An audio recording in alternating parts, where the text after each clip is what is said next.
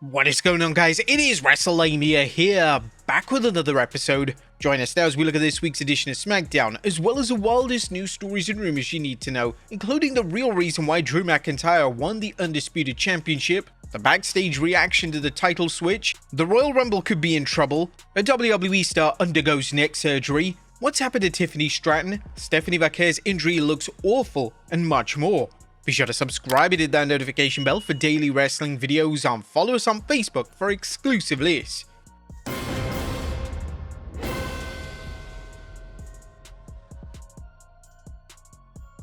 Now, as always, we won't recap the matches, but just look at the good, the bad, and the downright ugly. As always, we start off with the good, as number 1, Drew finally does it.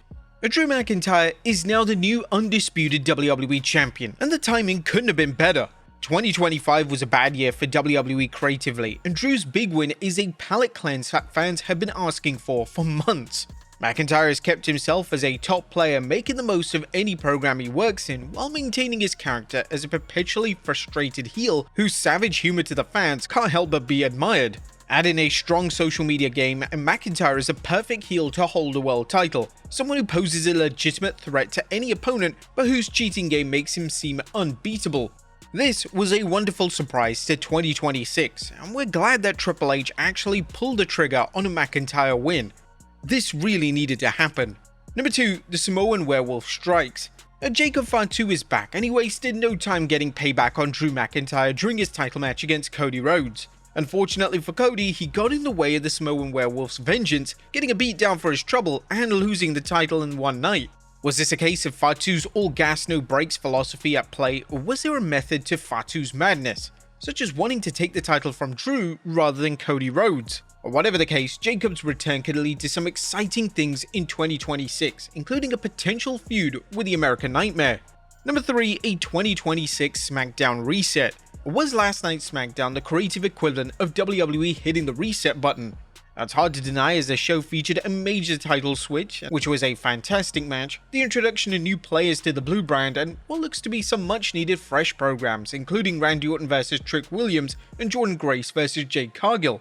Judging from last night's edition of the Blue brand, WWE is determined to make the most of the momentum it gets from the Royal Rumble and the road to WrestleMania, and if it can do this without stunt booking, i.e. Jey Uso's world title win and John Cena's heel turn being two of the biggest examples, 2026 could mark a change for the better.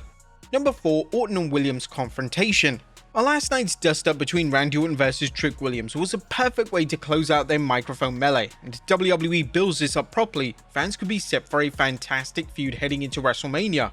Randy Orton is certainly at a point in his career where he can help put over new talent, and he also has endorsed them on a number of occasions, as just see Javon Evans and fist-bumping Rey Fenix during his entrance. However, he's also at a point where he shouldn't lose on a regular basis, as he still has much to contribute to the main event scene. Number 5, excellent undercard title matches.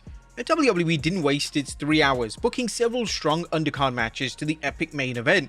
Julia vs Alexa Bliss was a title defense Julia needed, even if it was a tainted win, and Carmelo Hayes vs Shinsuke Nakamura was the latest United States Championship match that had the potential to steal the entire show.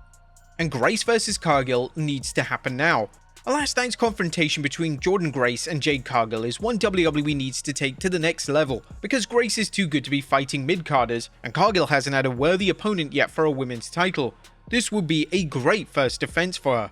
Well, that was a good. What about the bad? It's number 1, when in doubt, call The Miz. Randy Orton is back, so let's put him into a program with The Miz. Now, this wouldn't be so bad, except that number 1, WWE seems to have The Miz attack any new superstar or returning superstar, as if the A-lister has a bizarre compulsion to do so. And number 2, it's just lazy booking. Fans can already see that Orton will wrestle The Miz only for Trick Williams to get involved, furthering the feud between the two. However, why not do something unexpected with The Miz, such as putting him into a program against a mid-card wrestler, or leave him off television for now?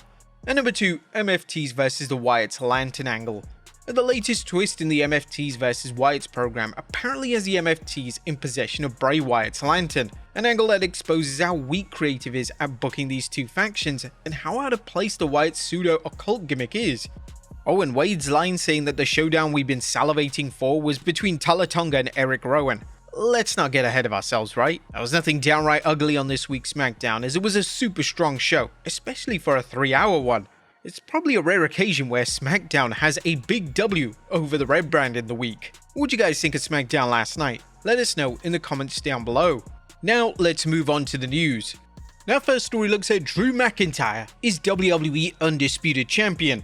On top of today's news is Drew McIntyre's WWE Undisputed Championship win over Cody Rhodes at last night's SmackDown in Berlin. The 3 Stages of Hell match saw Drew win the final 4 contested in a steel cage match after Jacob Fatu returned and attacked Drew, followed by Cody. Drew escaped the cage while the Samoan Werewolf was beating down Cody, who tried to break on Fatu's attack on Drew, only to fall prey to him. At least we know it's going to be Jacob Fatu versus Cody, and most important of all, Drew became champion. Cody now ends his reign at 159 days, and even better, Drew McIntyre's world title reign has already lasted longer than his last one. Well done. What was the backstage reaction to Drew's win? Now, a new report from Fightful Select is shedding more light on Drew's 4th world title win. Sean Ross Sapp noted after SmackDown how one of the things that I was hearing within the company about this Drew McIntyre title win was that a lot of people felt like he needed to win this title match, that they felt in order to take him seriously as a top guy moving forward, he needed to win it. The Cody vs Drew feud has been criticized as literally one-sided, with Cody literally winning all of their matches, making for a boring storyline. But what was the real reason that Drew won? Well, now that he's champion, let's examine the reasons for why McIntyre won the title. As number 1, he had to win. And just like we mentioned, the biggest reason is that Drew had to win. WWE painted McIntyre into a corner by having him lose multiple matches to Cody Rhodes, and anything but a title win would have knocked him down a notch in the WWE hierarchy. But Drew is now back at the top, and while his win was a tainted one, that doesn't matter as he's a heel and he can now boast of being a 4-time world champion. The second is that it shakes things up for the Rumble. Drew's win also shakes things up for the Royal Rumble, as Cody Rhodes will not have every reason to go for his 3rd Rumble win. It also means that there's no telling who will win and whether they'll go after McIntyre, although Jacob Fatu seems like a good candidate. Number 3, WWE wanted a major title change on television. WWE may have wanted a title change on television as fans have been complaining that world titles are rarely defended on TV and that they only change hands at PLEs. Factor this along with this being an international show, and WWE may have wanted to incentivize its TV shows so that fans are more likely to pay premium prices for tickets. Also, WWE needs a heel champion to counter CM Punk on Raw. Another reason for McIntyre's win is because WWE has babyface champion CM Punk on Raw.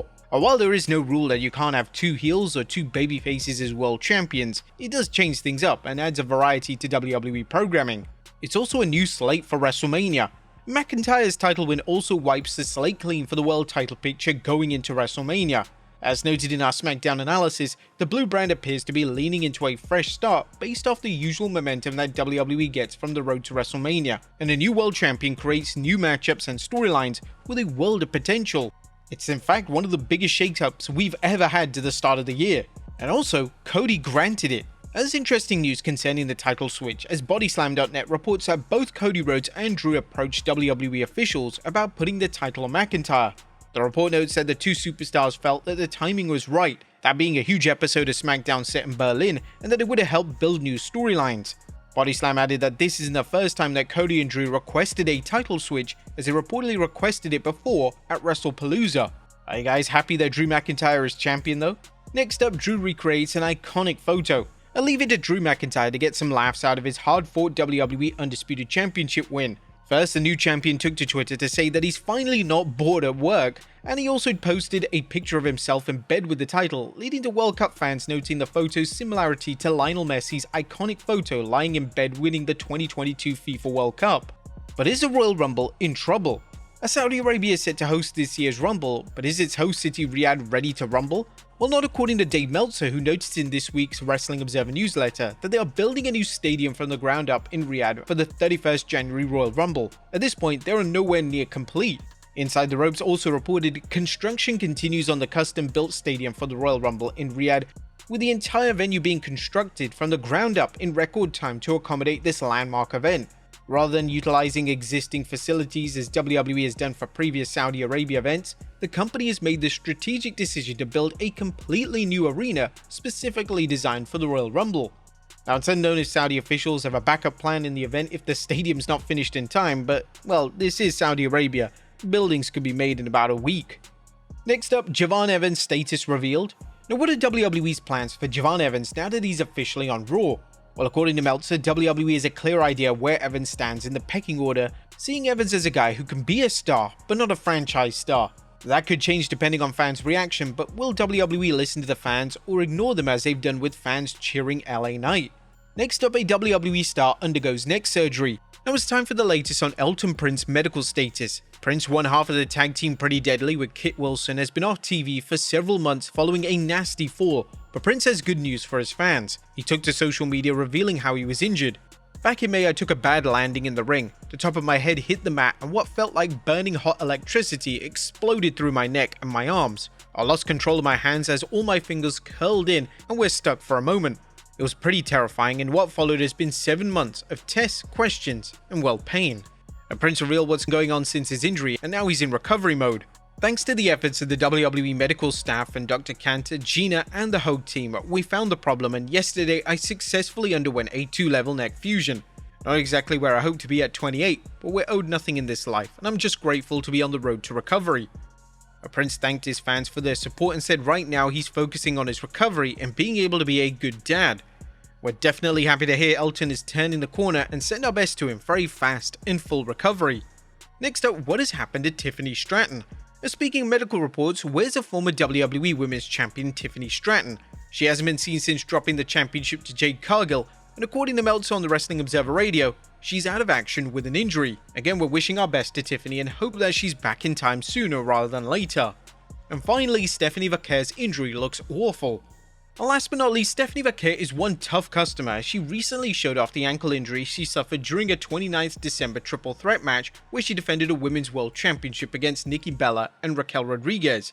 Inside the Ropes recalled Vaquer's subsequent appearance on Raw, saying the champion appeared on the January 5th episode of Raw wearing a walking boot, subsequently making an in-ring address to the WWE Universe with Jackie Redmond, where she confirmed her injury but adamantly refused to relinquish her title.